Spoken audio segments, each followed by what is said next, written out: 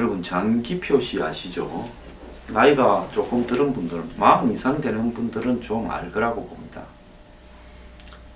한국의 과거 민주화 운동 6, 70년대, 80년대까지 민주화 운동의 산 증인이자 민주화 인사 중에서 가장 오랫동안 감옥에서 옥고를 치렀고, 그럼에도 불구하고 대부분이 따라가는 NL 주사 친북, 친중 노선을 거부하고 북한에 대해서 비판적으로 바라보고 있고, 혼자서 사민주의 정당도 만들어보고 이런저런 정당을 만들려고 독자적인 행보를 엄청나게 했던 사람입니다. 제가 지난 2000년에 DJ가 저를 창당 추진위원으로 영입을 한다, 젊은 피로 한다 했을 때 제가 DJ한테, DJ가 장기표를 매우 싫어합니다.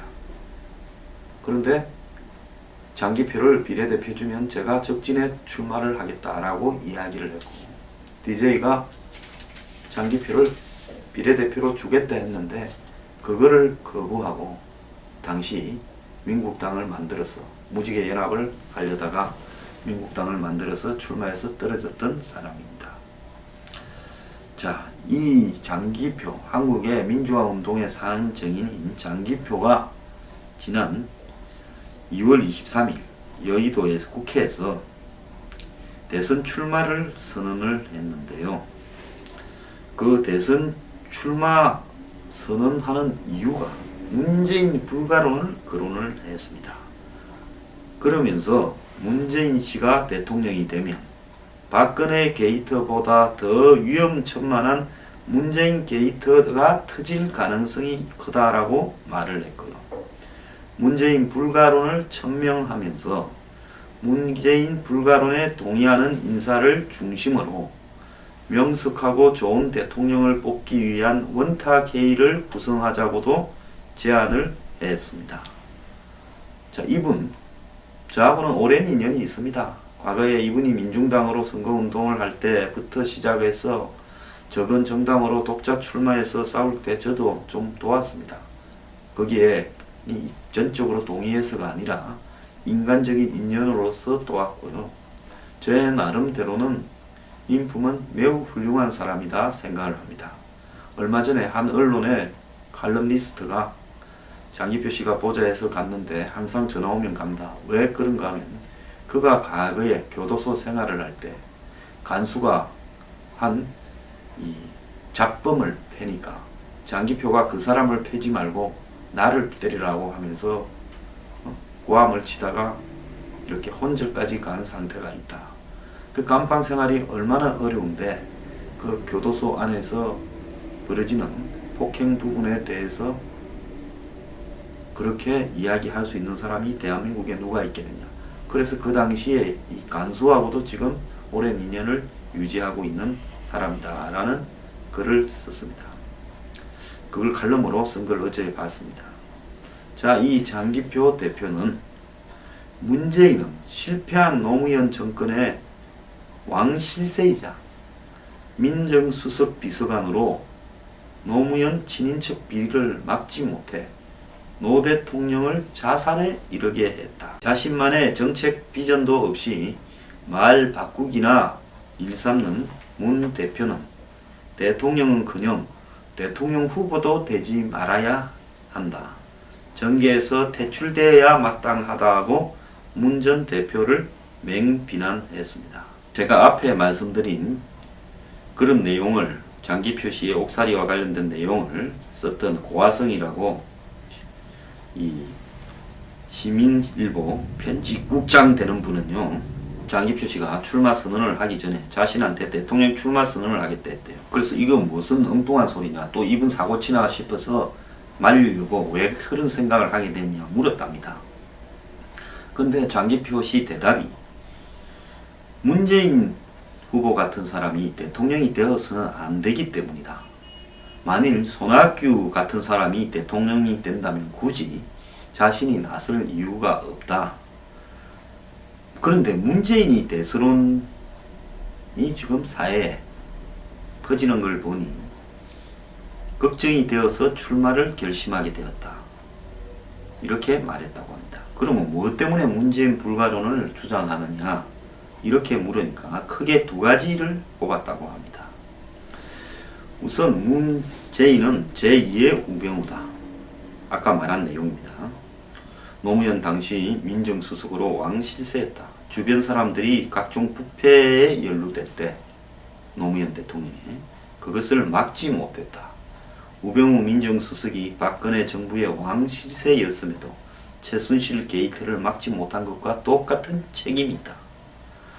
두 번째 이유로 그가 당 대표에 있을 때 각종 선거에서 연전 연패를 했음에도 단 한 차례도 책임지지 않아 끝내 야권을 분열하게 했다.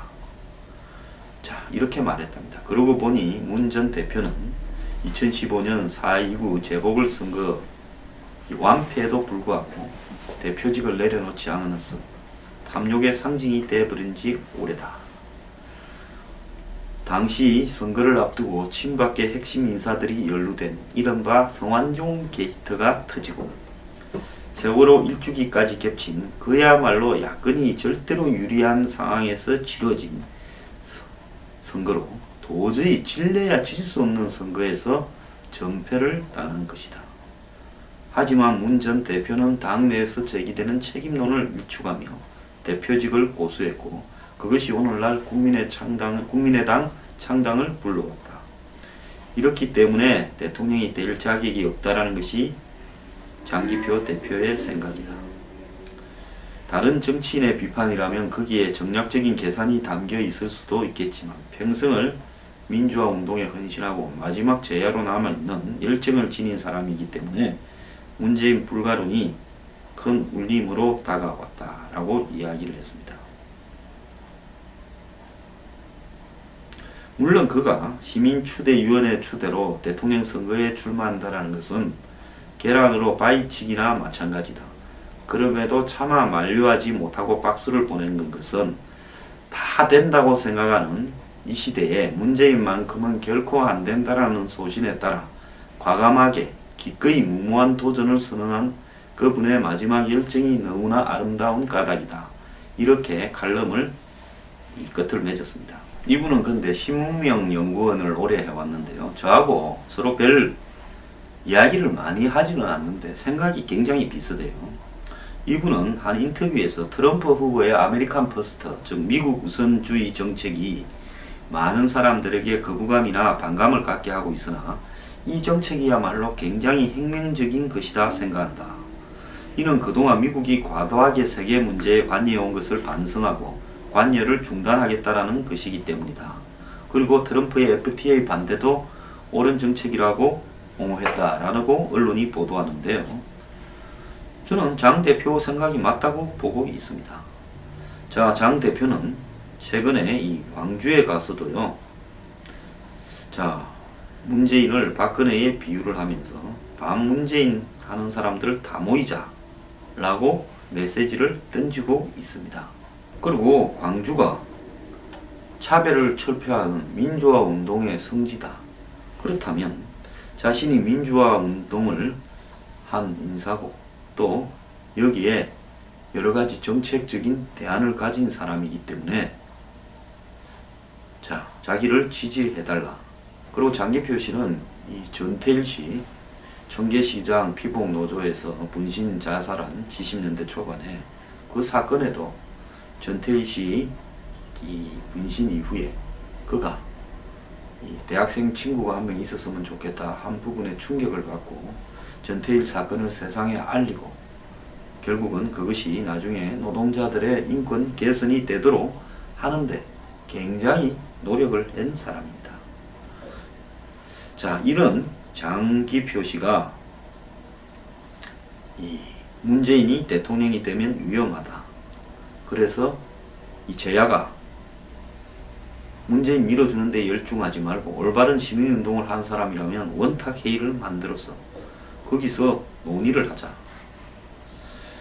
자, 지금 대선 판세로는 좋은 사람을, 좋은 대통령을 뽑을 가능성이 없다. 대통령이 되려는 사람은 비전과 정책을 제시해 경쟁해야 하지만 지금은 정치공학적인 득표 전략이나 합종 연영에 매달리고 있다. 촛불 집회로 표출된 국민의 요구는 결코 좋은 대통령을 뽑을 때에만 의미가 있는 것이지, 그렇게 하고 난 다음에 또 제2의 박근혜를 뽑을 바에야 무엇 때문에 의미가 있겠느냐, 옳은 이야기라고 봅니다.